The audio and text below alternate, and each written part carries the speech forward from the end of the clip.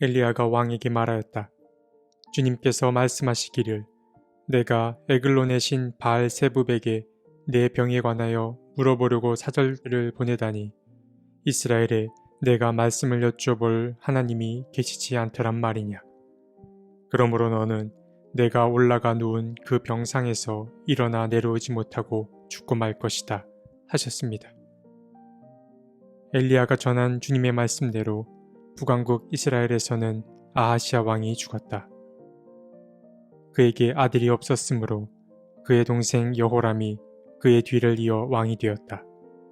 때는 남왕국 유다에서 여호사밧의 아들 여호람이 즉위하여 다스린 지 2년이 되던 해였다. 열왕기하 1장 16절에서 17절 말씀. 열왕기하는 열왕기상 바로 다음에 이어지는데 이 두 책의 경계에는 북이스라엘의 왕이었던 아하시아가 있습니다. 열왕기상 마지막 장에 잠시 등장한 이 아하시아는 아합의 뒤를 이어서 북이스라엘의 왕이 됩니다. 어느 날 아하시아에게 사건 하나가 발생합니다. 그는 다락방 난간에서 떨어져 크게 다치게 됩니다. 고대 사람들이라 그런지 미신에 대한 의존도가 매우 높았습니다. 크게 다친 아하시아는 제대로 된 치료는 받지 않고 이름난 우상부터 찾습니다. 우상의 도움으로 몸이 치유되길 바랐기 때문입니다. 그는 곧장 사절단을 조직해서 블레셋 성읍인 에글론의 신 바알세붑에게 보냅니다. 그리고 바알세붑에게 자신의 병이 나을 수 있을지 물어보게 합니다. 바알세붑은 바알세불과 동일한 이름이라고 보시면 됩니다. 바알은 여러 개의 형상으로 숭배되었는데 에글론의 바알세붑도 바알의 또 다른 형태라고 보시면 되겠습니다. 그런데 그렇게 에글론으로 향한 사절단 앞에 갑자기 엘리야가 나타납니다. 엘리야는 사절단에게 주님의 말씀을 전합니다.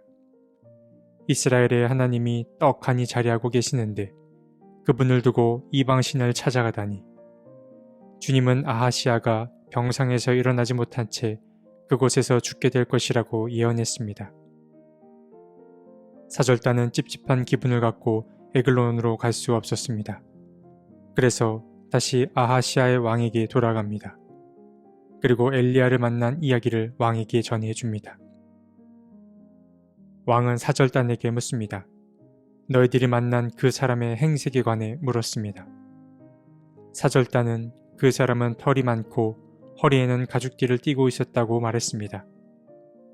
이 말을 듣자 아하시아는 그가 단번에 엘리야임을 알아차립니다. 털이 많다는 표현은 마치 몸에 칼을 대지 않았던 나실린을 떠올리게 합니다. 아무튼 엘리야에게는 다른 이들과 구별되는 예언자만의 특별한 모습이 있었음을 알 수 있습니다. 왕은 엘리야가 행한 일을 너무 잘 알고 있었습니다. 그래서 그는 어서 엘리야를 만나야겠다고 판단했습니다. 아하시아는 50부장에게 부하 50명을 데리고 그를 찾아오라고 명합니다. 그렇게 엘리야를 찾아서 떠난 50부장과 부하들은 산꼭대기에 앉아있는 엘리야를 발견합니다. 그리고 어명이라고 말하며 어서 그곳에서 내려오라고 소리쳤습니다. 엘리야는 당당했습니다. 그는 한결같았습니다. 엘리야는 자신이 만약 하나님의 사람이라면 불이 하늘에서 내려와 너희를 모조리 태워버릴 거라고 응답했습니다. 그러자 정말 하늘에서 불이 내려와 50부장과 그의 부하들을 태워버렸습니다. 이 소식이 왕의 귀에 들어갔습니다. 아하시아는 이 일이 우연히 일어난 일이라 여겼는지 아니면 뭔가 불안감을 느꼈기 때문인지 다시 한번 50부장과 부하들을 그에게 보냅니다. 50부장과 부하들은 산 꼭대기에 있는 엘리야에게 똑같은 왕의 메시지를 전합니다. 어명이니 속히 그곳에서 내려오라고 말입니다. 그러자 이번에도 엘리야의 반응은 동일합니다. 자신이 만일 하나님의 사람이라면 불이 하늘에서 내려와 당신들을 모조리 태워버릴 거라고 응답합니다. 그러자 다시 하늘에서 불이 내려와 아하시아의 부하들을 모조리 태워버렸습니다. 왕은 엘리야 만나기를 포기하지 않았습니다. 그러나 이제는 바알을 찾는 행위를 멈추고 엘리야가 자신에게 와주기만을 간절히 바랐습니다. 아하시아는 세 번째로 다시 50부장을 뽑아 그의 부하들과 함께 엘리야에게 보냅니다. 엘리야를 본 50부장은 두려움을 느낍니다. 전에 일어난 사건을 잘 알고 있었기 때문입니다. 그래서 이 50부장은 이전 사람들과 다르게 행동했습니다. 엘리야가 있는 산꼭대기로 직접 올라가서 그의 앞에 무릎을 꿇고 애원했습니다. 우리의 청을 물리치지 말아달라고, 나의 목숨과 50명의 목숨을 귀하게 여겨달라고 간청했습니다. 그때 주님의 천사가 엘리야에게 나타납니다. 그리고 너를 찾아온 자를 두려워하지 말고 그와 함께 가라고 알려주었습니다. 그리고 엘리야는 곧장 아하시아를 만나러 떠납니다. 아하시아를 만난 엘리야는 말합니다. 당신은 이스라엘에 하나님이 계시다는 사실을 아직도 모르냐고 묻습니다. 의중을 물으러 에글론의 바알 세법을 찾으러 가는 것이 아니라 이스라엘의 하나님께 여쭈어볼 생각은 왜 하지 않았냐고 질책했습니다. 그리고 처음 사절단에게 말했던 것처럼 너는 병상에서 내려오지 못하고 그대로 죽고 말 것이라고 말해 주었습니다. 결국 정말 얼마 지나지 않아 아하시아는 죽고 맙니다. 그리고 그에게는 아들이 없었기에 그의 뒤를 이어서 아하시아의 여동생 여호람이 왕위에 오릅니다. 북이스라엘의 왕이었던 아하시아는 여러 차례 하나님의 살아계심을 경험합니다. 엘리야가 바알 선지자들과의 대결에서도 승리한 것을 목격하였고 가뭄으로 허덕이는 이스라엘에 큰 비가 쏟아지는 것도 경험했습니다. 그리고 오늘 본문에서 무례하고 권위에 찬 자신들의 부하가 어떻게 소멸하는지도 들었던 바 있었습니다. 하지만 아하시아는 쉽게 유혹에 넘어갔습니다. 그는 이방 우상에 쉽게 마음을 빼앗겼습니다.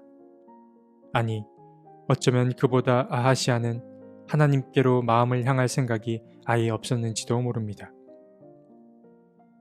복된 인생을 정의하는 말은 참 많습니다.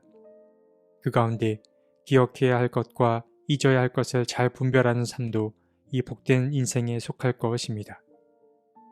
우리도 살아오면서 하나님의 손길을 여러 번 경험합니다. 하나님 덕에 위기의 순간도 여러 번 넘길 수 있었습니다. 그러나 종종 혹은 자주 주님의 은총을 잊는 게 우리의 오랜 버릇입니다. 아하시아는 늘 곁에 계신 주님을 모른 채 했습니다. 주님은 자신을 믿고 따를 때와 그렇지 않을 때의 삶을 극단적인 상황을 통하여서까지 보여주셨습니다. 그러나 잠시뿐이었습니다. 아하시아는 주님보다 우상에게 더 쉽게 마음을 빼앗겼습니다. 그리스도인에게 복된 삶은 잊어야 할 것과 간직해야 할 것을 잘 구분하는 삶입니다. 하나님은 지금도 계속해서 우리에게 당신의 마음을 들려주십니다. 그리고 이미 우리에게 당신의 마음을 나타내 보이셨습니다. 주님의 자비하심은 반드시 기억해야 할 부분입니다. 그리고 누군가로부터 받았던 도움들도 꼭 기억해야 합니다. 그뿐 아니라 아파하고 있는 이웃들의 신음소리도 잘 기억해야 합니다. 그러나 내가 누군가에게 나누었던 손길이나 혹은 후회, 아쉬움들은 떠나보내는 것이 좋습니다. 물론 쉬운 일이 아니지만 말입니다. 오늘 하루 잊어야 할 것과 기억해야 할 것을 잘 분별하여서 어느 때보다 풍성한 하루, 마음이 풍성한 그런 하루를 보내셨으면 좋겠습니다. 하나님, 복된 삶이 어떤 삶인지 잠시 묵상해봤습니다. 떠나보내야 할 것은 떠나보내고 기억해야 할 것은 꼭 기억하는 우리가 되게 도와주십시오. 무엇보다 주님이 주신 은혜를 잘 기억하는 삶이 복된 삶임을 잊지 않게 도와주옵소서. 아멘.